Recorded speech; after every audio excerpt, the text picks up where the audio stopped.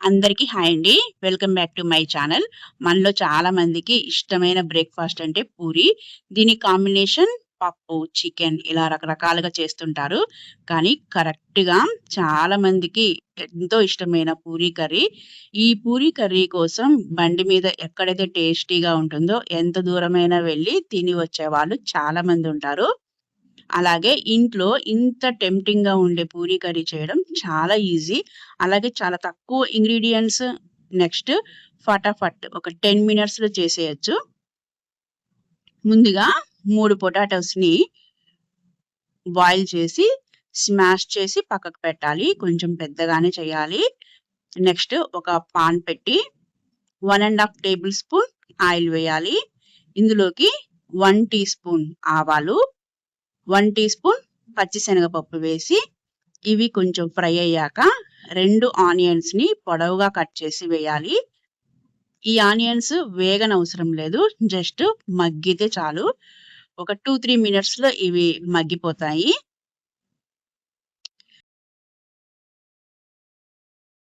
Next ఇందులోకి మంచి flavour కోసం 1/2 ఇంచు అల్లం ముక్క చాలా సన్నగా తరిగి వేయాలి. నెక్స్ట్ స్పైసెస్ కోసం పచ్చిమిర్చి, కొంచెం కరివేపాకు, పావు టీ స్పూన్ పసుపు వేసి కలపాలి. ఇవి కూడా 2, 3 మినిట్స్ కలిపితే చాలు.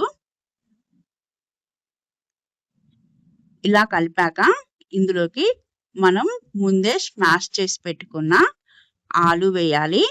బండి మీద ఇదే ఫేమస్ అండి. ఆలుని స్మాష్ చేయడం కొంచెం పెద్దగానే చేయాలి. ఇలా ఆలు వేశాక టేస్ట్‌కి తగినంత సాల్ట్ వేసుకోవాలి. ఈ ఆలు చక్కగా కలిసిపోయేలాగా ఒకసారి కలపాలి. జస్ట్ 1 మినిట్ కలిపితే చాలు. ఇలా మొత్తం కలిసేలాగా కలిపాక ఇందులోకి కొంచెం వాటర్ పోయాలి. ఈ వాటర్ అనేది చూసుకొని పోయాలి. ఇలా వాటర్ పోసిన తర్వాత ఇందులోకి మెయిన్ ఇంగ్రీడియెంట్ అయిన శనగపిండి తీసుకోవాలి. ఇది ఒక టేబుల్ స్పూను తీసుకొని కొంచెం వాటర్‌తో దీన్ని మెల్ట్ చేయాలి. ఇలా క్రీమీ టెక్స్చర్‌లో ఈ శనగపిండి కలిపాక ఈ కర్రీలో వేసేయాలి. ఇప్పుడు మనం వాటర్ అడ్జస్ట్ చేసుకోవాలి. కొంచెం ఈజీగా కలిపేలాగా ఉండాలి వాటరు. అలాగా లిక్విడ్ ఫామ్‌లో ఎంతైతే వాటర్ సరిపోతాయో అంత వేయాలి. కనీసం పావు లీటర్ కన్నా పైనే పడతాయి. చూసుకొని వేయాలి. ఇలా వీడియోలో చూపిస్తున్నంత ఈజీగా కలిపేలాగా వాటర్ మనం అడ్జస్ట్ చేసుకోవాలి. ఇలా ఒకసారి కలిపాక మూత పెట్టేసి 10 మినిట్స్ లో ఫ్లేమ్‌లో వదిలేసేయాలి. అప్పుడే శనగపిండి, ఈ ఆలు కరెక్ట్‌గా బాయిల్ అవుతాయి. ఒకసారి మధ్యలో 2 టైమ్స్ అలా కలిపితే చాలు.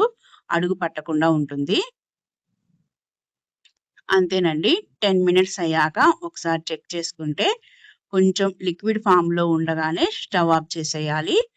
అంతే, మనకి చాలా టెంప్టింగ్‌గా ఉండే యెల్లో పూరి కర్రీ రెడీ అయిపోతుంది. చూసారు కదా ఎంత ఈజీగా చేసుకోవచ్చో. ఇది చల్లారిన తర్వాత కొంచెం దగ్గర పడుతుంది. సో, కొంచెం లిక్విడ్ ఫామ్‌లో ఉండగానే స్టవ్ ఆఫ్ చేసేస్తే చాలు. ఎంతో ఈజీగా ఉండే ఈ పూరి కర్రీ ఎలా చేయాలో చూసారు కదా! మీరు కూడా చేస్తారని అనుకుంటున్నాను.